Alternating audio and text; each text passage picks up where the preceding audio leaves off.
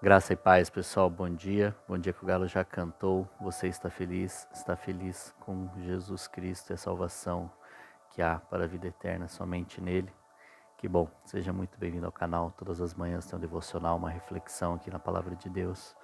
Média 10 minutinhos para abençoar o meu e o seu dia. Então clica aqui no inscreva-se. Durante o vídeo curte, comenta e compartilha. Coloca seu pedido de oração, coloca a cidade de onde você está assistindo, coloca um amém, alguma coisinha, um emoji, uma reação. Isso ajuda muito o YouTube a dar mais relevância ao vídeo. Amém? Que bom.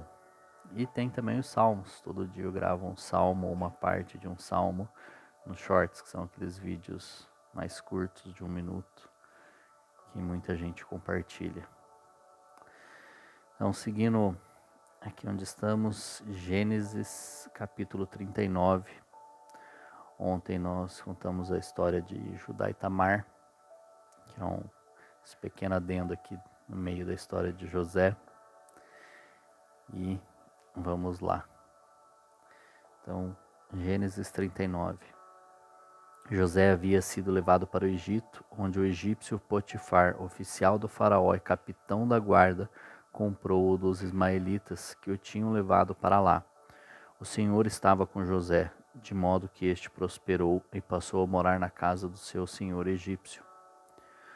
Quando este percebeu que o Senhor estava com ele e que o fazia prosperar em tudo que realizava, agradou-se de José e tornou-o administrador de seus bens. Potifar deixou a seu cuidado a sua casa e lhe confiou tudo o que possuía, desde que o deixou cuidando de sua casa e de todos os seus bens. O Senhor abençoou a casa do egípcio por causa de José. A bênção do Senhor estava sobre tudo que Potifar possuía, tanto em casa como no campo. Assim deixou ele aos cuidados de José tudo o que tinha, e não se preocupava com coisa alguma, exceto com sua própria comida. José era atraente, de boa aparência, e depois de certo tempo a mulher do seu senhor começou a cobiçá-lo e o convidou: venha, deite-se comigo. Mas ele se recusou e lhe disse: meu senhor não se preocupa com coisa alguma de sua casa, e tudo que tem deixou aos meus cuidados. Ninguém desta casa está acima de mim. Ele nada me negou, a não ser a senhora, porque é a mulher dele. Como poderia eu então cometer algo tão perverso e pecar contra Deus? Assim, embora ela insistisse com José dia após dia, ele se recusava a deitar-se com ela e evitava ficar perto dela. Um dia ele entrou na casa para fazer suas tarefas e nenhum dos empregados se encontrava ali.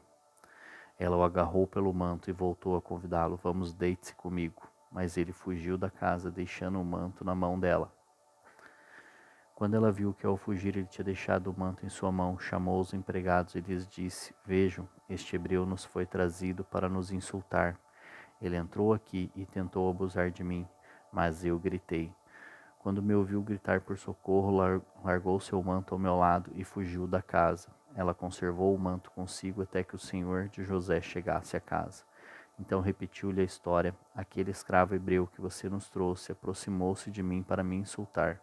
Mas quando gritei por socorro, ele largou seu manto ao meu lado e fugiu. Quando Potifar ouviu o que sua mulher lhe disse: foi assim que seu escravo me tratou. Ficou indignado, mandou buscar José e lançou-o na prisão em que eram postos os prisioneiros do rei. Amém. Até aqui.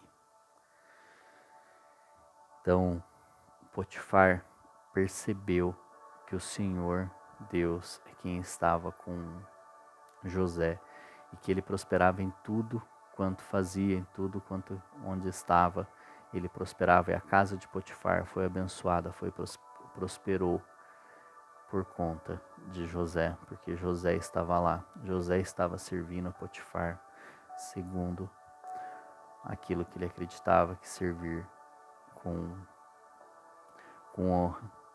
E mais uma vez, José é traído, é apunhalado pelas costas novamente. Ele estava lá servindo com honra, tendo honra ao seu senhor, ao seu dono ali, o Potifar, naquele momento. E fazia tudo conforme ele ordenava. E quando a esposa dele quis traíra o seu marido e quis José. José falou: não, olha só como eu tenho sido abençoado, como seu esposo, meu senhor, me respeita, tem me honrado, confiou tudo a mim. Como posso eu pecar contra Deus? Ou seja, aqui ele não pecaria contra Potifar apenas. Aqui ele sabia que ele pecaria contra Deus e que seria muito pior pecar a Deus do que contra um homem, mesmo que significasse a sua confiança e tudo mais. E a esposa de Potifar fica indignada mais uma vez, se sente insultada por ele. E dessa vez quer prejudicá-lo porque não conseguiu aquilo que queria. Então a gente percebe que a mulher de Potifar, ela não ficou satisfeita com tudo aquilo que vinha acontecendo na casa dela. Tudo quanto estavam prosperando, seu marido, sua casa estava prosperando. José estava lá, estava servindo muito bem, honrando aquela casa, honrando aquela família. E começou a ter muitas bênçãos e ela não conseguiu ficar satisfeita com aquilo que tinha. Ela não estava satisfeita em tudo ali. Ela queria aquele que carregava a bênção. Ela queria ter a José. Como diz o texto, José era bonito, José era apresentável, bem apresentável. Ele trabalhou pouco no campo, nos campos de seu pai. Ele ficava mais em casa e auxiliava seu pai em trabalhos menores e às vezes ia ao campo para ver o que seus irmãos fazia e relatar tudo a seu pai. Ou seja, então ele não era tão castigado pelo sol durante todo o dia. E ela não estava satisfeita. E Potifar confia, acredita em sua esposa, mesmo sabendo que Deus estava com José. Ele acredita ali na sua esposa, obviamente, né? Acreditaria nela e não no empregado. Mas o que eu quero identificar aqui é que ela não estava satisfeita, e quando nós não estamos satisfeitos com aquilo que Deus vem fazendo em nossas vidas, a gente começa a buscar coisa que a gente não deve, a gente começa a desejar aquilo que não é para nós.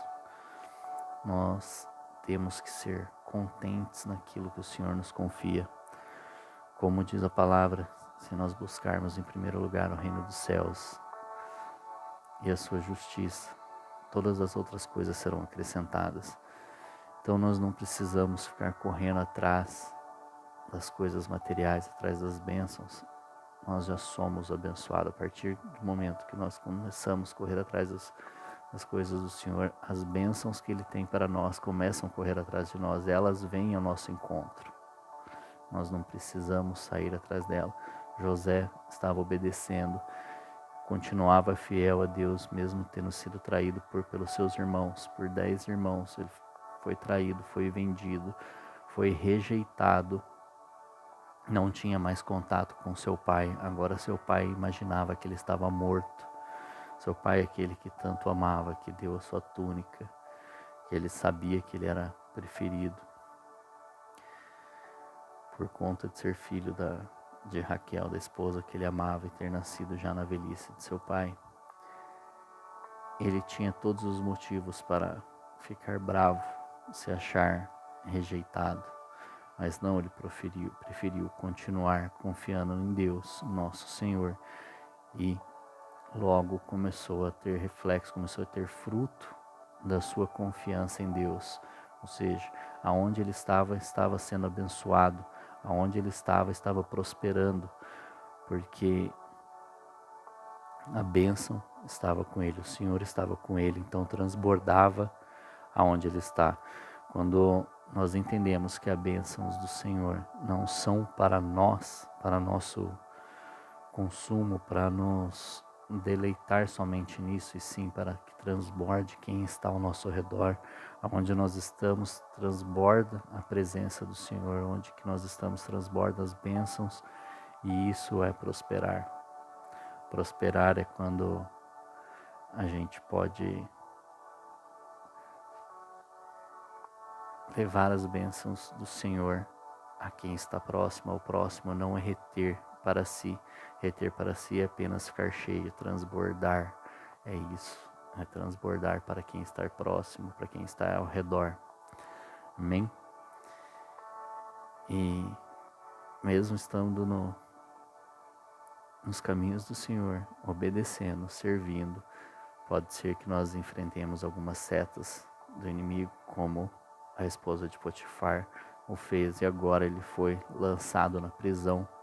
Ele foi preso injustamente. Ele foi lançado na prisão dos prisioneiros do rei. E mais uma vez injustiçado, mais uma vez traído.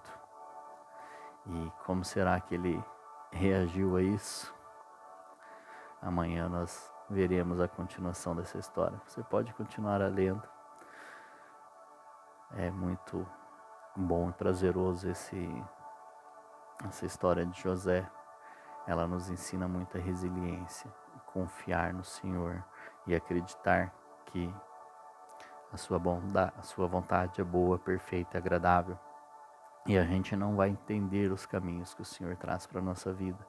Ele foi traído, ele foi vendido, ele foi jogado, ele foi levado como escravo, pois ele conseguiu um alto cargo, estava sendo reconhecido, estava sendo abençoado, estava prosperando, estava tomando uma posição melhor, estava se restabelecendo e é traído novamente e vai parar na prisão. Então, muitas vezes nós pensamos que aquilo que nós sofremos, aquela injustiça a qual nós sofremos, aquelas traições a quais nós sofremos, porque pessoas sempre vão nos machucar e nós não devemos parar de amá-las. Nós devemos continuar orando por elas, amém? E então nós acreditamos, nós sofremos e nós pensamos que muitas vezes esse é o nosso fim, que o Senhor não está conosco, que isso não deveria acontecer com a gente. Mas não, o Senhor está conosco e Ele vai usar isso para nos forjar, para nos deixar mais resiliente e nos levar para o centro da tua vontade. Amém? Então, que Deus te abençoe nesse final de semana. Um excelente sábado, um maravilhoso sábado, cheio da presença do Senhor. Amanhã é domingo. Não deixe de cultuar ao Senhor, não deixe de prestar culto ao Senhor. Amém? Que Deus te abençoe. Um forte abraço, um grande beijo no seu coração e até amanhã.